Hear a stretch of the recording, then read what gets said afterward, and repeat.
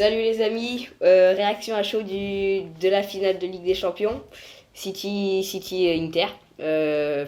Franchement un match pas ouf mais pas ouf techniquement, c'était pas mal brouillon, mais tactiquement c'était une grosse bataille entre Inzaghi et Guardiola. Donc voilà, j'espère que vous allez tous très bien et je vais laisser Reda parler. Ouais, effectivement, et j'ai envie de dire, je l'affirme, j'ai pas peur de l'affirmer, le football a gagné.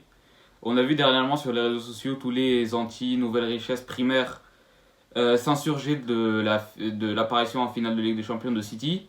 Moi j'ai envie de dire, faut pas s'intéresser à l'argent, bien sûr c'est important dans le foot d'aujourd'hui, mais faut d'abord regarder ce que ça donne. J'ai le maillot du PSG actuellement. Euh, on a beau avoir autant d'argent que City, voire plus sous certains points. Le projet sportif n'est pas cohérent du tout. City, c'est un projet sportif cohérent et ça amène à une Champions League. Après, ça fait quoi, une dizaine d'années qu'ils ont été rachetés par l'Arabie Saoudite. 2008, Voilà. ouais. Aujourd'hui, ouais, aujourd'hui, on voit une domination. Toute cette saison, on a vu le football quasiment parfait de City. On a vu la masterclass contre Arsenal en Première Ligue. On a vu le retour contre le Real Madrid. Et donc voilà, moi j'ai envie de dire le football a gagné. J'ai vu un football de City un peu moins bon que dernièrement, c'est vrai. Ça peut être justifié par la tension à couper au couteau du match, on la sentait vraiment. Il y a eu beaucoup de déchets techniques, pardon, comme tu l'as dit. Et je pense que la tension n'est pas extérieure à ça. On a senti le stress dans le regard des joueurs. Et voilà. T'as des trucs à dire? Ouais, Pep Guardiola qui va gagner sa première Ligue des Champions si on enlève ces deux volets là, fucking disgrace contre Chelsea et le scandale du Bernabeu en 2011. Mais ouais, celle-là, on peut Lâche rien ça, dire. lâche ça, lâche ça, lâche ça, lâche ça, lâche ça. Celle-là, on peut rien dire. Lâche ça. Elle est totalement méritée. Des victoires 3-0 contre le Bayern, 4-0 contre le Real, 7-0 contre Leipzig. Bon, là, une victoire un peu plus compliquée, mais finalement, même si c'était allé en prolongation, ils auraient quand même gagné, j'en suis quasiment sûr. Voilà, donc bon, je vais commencer par aborder le premier point comme toi.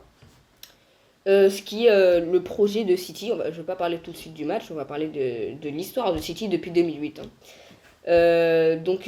City qui se fait racheter en 2008. Du coup, City racheté en 2008, qui commence à gagner des titres avec le Aguero et des choses comme ça, mais jamais en Ligue des Champions ils arrivent à gagner. Ouais, moi mon club de cœur Chelsea qui gagne en 2015, en 2017, Leicester qui gagne en 2016, c'est vraiment depuis 2018 en fait qu'ils ont fait trois titres de suite là 2020, 2021, 2022, 2021, 2022, 2023. Il y en a un que Liverpool a gagné, mais ils avaient gagné deux d'avant, donc vraiment en première ligue c'est une domination qu'ils sont en train de faire. Mais eux, comparé au PSG comme tu l'as dit, ils ont un plan, ils ont un plan de recrutement, ils dépensent pas tellement en fait, pas tellement. Leurs revenus ils sont, enfin, en fait c'est des dépenses intelligentes quoi. Des dépenses sur leur plus grosse dépense c'est Jack Grealish. Finalement quand tu vois leur plus grosse dépense c'est le pire joueur ce soir, tu vois. Donc donc c'est vraiment un symbole de comme quoi y a des petits jeunes qui sortent du centre de formation, des joueurs pas achetés trop cher, des Akanji, des Kevin De Bruyne, bon ça on le connaît depuis longtemps mais acheté peu cher, Foden qui sort du centre de formation. Haaland finalement pas acheté si cher, 60 millions c'est pas énorme. Donc voilà, enfin leur première Ligue des Champions de leur histoire et j'espère pour eux qu'ils en auront d'autres. Voilà, on va pouvoir Faut, parler de l'analyse tactique, sauf si tu veux rajouter des choses.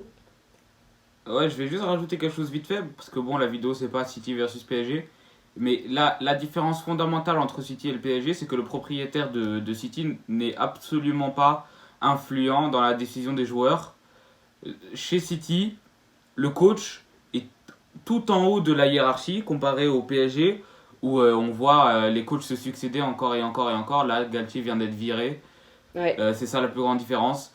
À City, on laisse les gens qui savent faire. Au PSG, la direction, c'est le propriétaire et l'argent finalement. Donc c'est ça la différence fondamentale. Et donc oui, maintenant on peut passer au match. Ouais, bah donc on va pouvoir parler du match. Donc on va pouvoir parler de l'entame de match.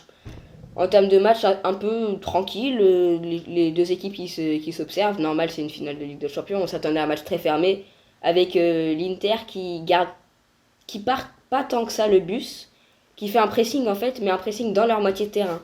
C'est-à-dire que ils font pas un pressing d'attaquant. Enfin, Lautaro qui presse un peu, mais franchement, vu la possession de balle de City, ça change rien. C'est juste les latéraux et les centraux qui vont. Genre Dumfries, Di Marco qui montent sur les attaquants comme Grealish et Bernardo, qui les laissent pas respirer. Ce qui fait qu'on a un match où il n'y a pas d'occasion. Et même si on pourrait faire une longue vidéo, la première mi-temps, franchement, il y a quoi? Il y a une occasion de Bernardo Silva, s'il y a l'occasion d'Erling Haaland qui rate. Haaland, on va en parler plus tard, mais qui fait pas une bonne finale. Euh, mais voilà, je sais pas si tu veux parler de la première mi-temps encore une fois. Ouais, c'est vrai, une première mi-temps très, très neutre, très vierge. Principalement à cause ou grâce, ça dépend de quel côté tu te places, à la tactique de Inzaghi, avec, comme tu as dit, des pressings, ce qui fait que finalement très peu d'occasions en fait. Et donc, est-ce que cette première mi-temps est intéressante? Oui et non, parce que ça permet, c'est un rang d'observation plutôt long en fait. Donc, c'est pas très spectaculaire à voir. Stratégiquement, c'est intéressant parce que ça laisse toute la deuxième mi-temps au coach de préparer leurs notes et de voir comment ce round d'observation va être utilisé par Guardiola et Inzaghi, qui sont deux grands tacticiens finalement. Guardiola, c'est déjà 3 Ligues des Champions. Inzaghi, on le connaît plus en tant que joueur, je pense, mais il a aussi un aspect stratégique très fort qui fait qu'il arrive très bien à s'adapter à son adversaire. Et donc ça a laissé la deuxième mi-temps en tout le suspense qui n'a pas été attribué à la première. Ouais, bah je suis très d'accord avec toi. Du coup, on va pouvoir enchaîner sur la seconde mi-temps. Seconde mi-temps, du coup, qui repart un peu sur les mêmes bases que la première en fait. Hein. Tout le match a été un peu comme ça. Il n'y a pas eu beaucoup de situations. Jusqu'au but de Rodri, finalement, je vais pas faire une analyse très poussée sur ce match en fait. Sur plein d'autres matchs, oui, mais sur celui-là, il n'y a pas tant que ça de choses à dire. Bon, les deux gardiens ont été solides, mais sans faire des arrêts incroyables avant la fin du match. Du coup, il y a ce but de Rodri qui, sur une passe d'Akanji, qui lance Bernardo Silva, qui fait un centre qui est dévié par Di Marco ou Acerbi, je sais plus trop, et qui permet la frappe de Rodri en entrée de surface. Donc c'est un but qui pourrait pas être anodin. Ouais, c'est Acerbi qui contre la balle. Parce que Di Marco glisse, en fait, et peut pas se placer devant Rodri. Ce qui permet à Rodri de frapper quasiment... Bon, c'est pas à bout portant, mais c'est une frappe plutôt facile à rentrer. Onana qui bouge pas parce que la frappe est puissante. Ça fait 1-0. Et après, bon, on connaît la fin du match, mais je vais te laisser parler sur le but.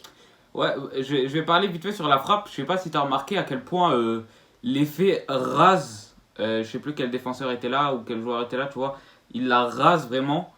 Et ça vraiment, ça tourne juste autour de lui. Et je trouve ça assez remarquable s'il l'a fait exprès. Parce que si tu l'enroules un peu plus, elle est trop axiale, elle va tout droit chez le gardien. Et si tu l'enroules pas assez, bah, elle va dehors, je pense, ou sur le poteau. Et je pense que j'ai trouvé la frappe assez remarquable. Maintenant, c'est vrai qu'après ce but, on a vu le match un peu se réveiller. Ça a donné un vrai coup de boost au match. On a vu les occasions s'enchaîner encore et encore. Et plus du côté de l'Inter, surprenamment, vers la fin de match. Alors qu'on s'attendrait à des actions vraiment très construites.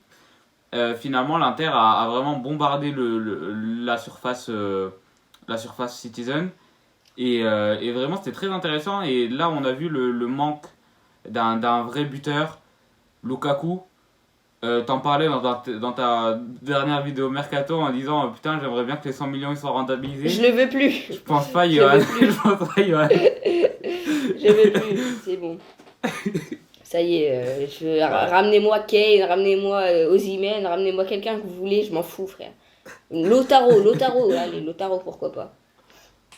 Mais pas Ouais, Lukaku. Lautaro qui s'est Lukaku qui rate une tête, mais il a juste à tourner le crâne et tu croises la tête, il la met sur Ederson.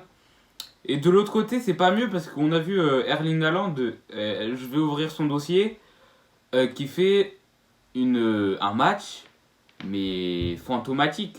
On utilise ce terme à gauche et à droite, mais je pense vraiment que c'est pas faux de le dire maintenant.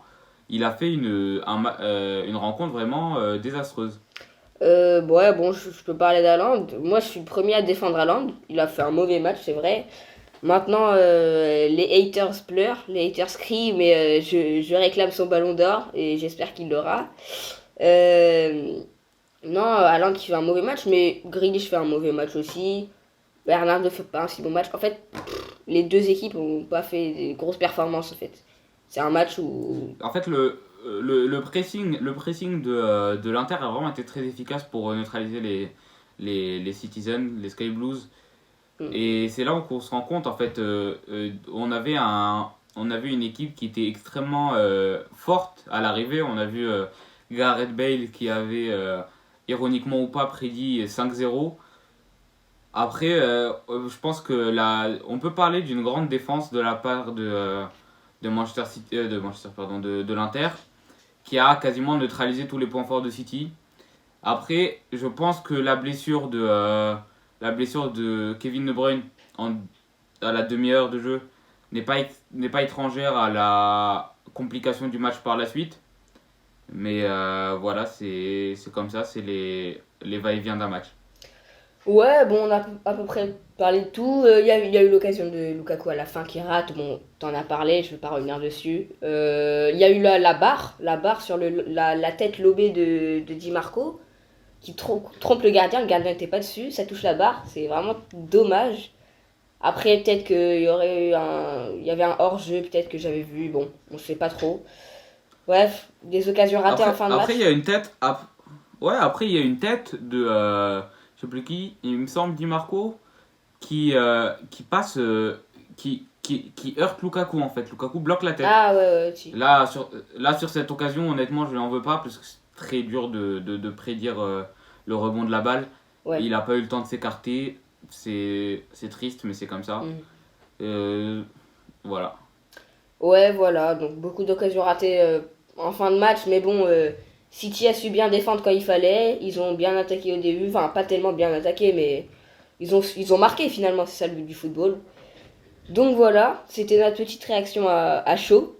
On reviendra, on fera une vidéo sur toute la saison, une longue vidéo, peut-être plus d'une heure. Je sais que vous aimez pas trop ça, mais on est obligé. Là, celle-là est plutôt courte, donc ça vous fera sûrement plaisir. Il y a une vidéo qui va arriver dans les prochains jours sur le débrief de Roland Garros. On va la tourner demain. Celle-là sortira dimanche. Cette vidéo sortira dimanche. Et ouais, comme j'ai dit, la vidéo sur le débrief de l'année. Et je vais essayer de lui faire acheter Football Manager pour qu'on puisse jouer pendant les vacances. Je vais l'acheter, pour je ressortir. vais l'acheter. J'espère bien que tu vas l'acheter.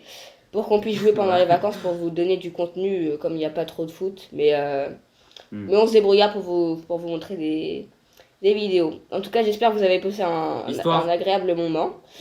Et Histoire de finir vite fait, ouais. Johan, est-ce que tu veux donner une note pour ce match? Une note de l'ensemble du match Ouais, de l'ensemble du match sur 5. sur 5, 1,5. Ouais, pareil, je pense que j'aurais mis 2, peut-être. Parce Ouais. que, Ouais, bah, c'est vrai que ça s'est plutôt enflammé vers la fin. Mais 2, moi je le mettrais 2. ouais, je suis d'accord avec toi, c'était pas un très bon match. Voilà. Ouais. Donc, Bah, pour conclure, au revoir. ouais, voilà, salut, on espère que vous avez aimé cette vidéo. Et mettez un petit Dites-nous like. si elle est assez courte pour vous. Ouais, dites-nous si elle était courte. Merci beaucoup. Au revoir. Ouais.